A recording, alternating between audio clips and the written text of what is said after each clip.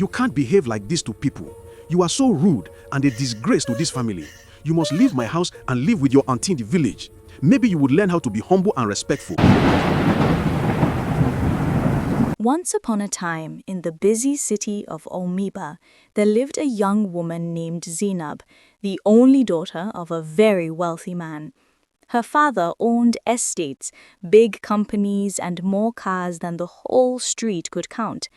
Zainab had everything: designer clothes, gold jewelry, expensive perfumes, and the kind of beauty that turned heads wherever she went. But behind all that beauty was a heart full of pride. She was rude to her parents.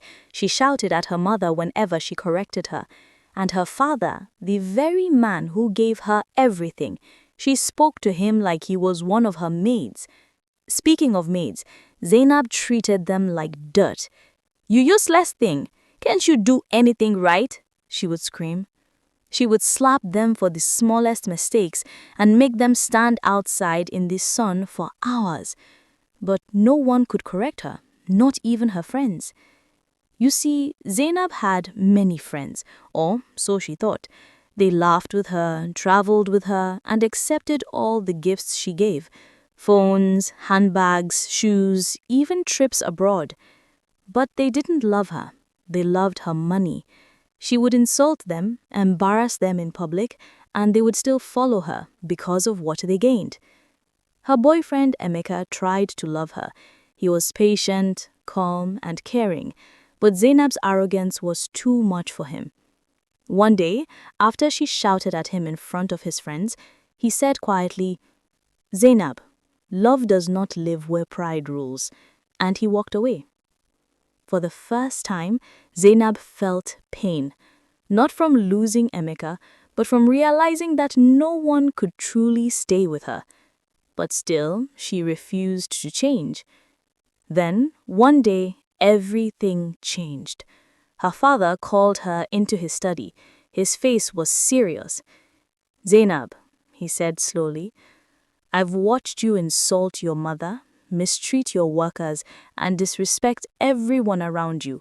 From today, I am seizing your account and sending you to live with your auntie in the village. Maybe humility will find you there." Zainab's eyes widened. "What?" she said. "You can't be serious." But her father was serious. The next morning, her luggage was packed.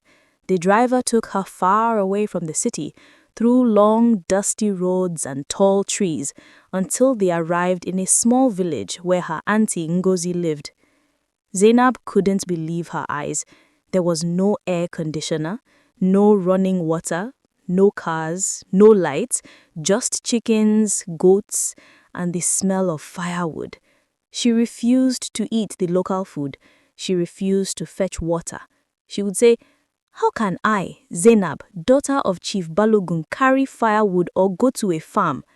Her auntie would only smile and say, "My daughter, pride can never cook food.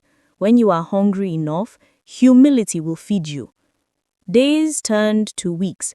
Zainab began to change. She started greeting people in the morning. She learned to cook with firewood. She learned to clean, to laugh, to share food with others. And the villagers began to love her, not for her wealth, but for her heart. One day, while sitting by the stream, Zainab looked at her reflection in the water and whispered, "Who have I become? I used to look down on everyone, and yet here I have found peace." A year later, a car arrived in the village. Her father stepped out, older, quieter, his eyes filled with tears. When Zainab saw him, she dropped her basket and ran into his arms. "Papa, I'm so sorry. I didn't know how blind I was." Her father held her close. "My daughter, you are forgiven. You left as a proud girl, but have returned as a wise woman." When they went back to the city, everything was different. Zainab greeted her parents with respect. She treated her maids kindly. She even apologized to her friends and helped those in need. The proud lady had finally become humble. From then on, Zainab used her wealth to help others. She sponsored poor children, built a small hospital in her auntie's village, and supported women who couldn't afford food. And every year, she visited her auntie, the woman who taught her that love and humility are the greatest forms of wealth. Please do not forget to like, subscribe, and leave your thoughts in the comment section.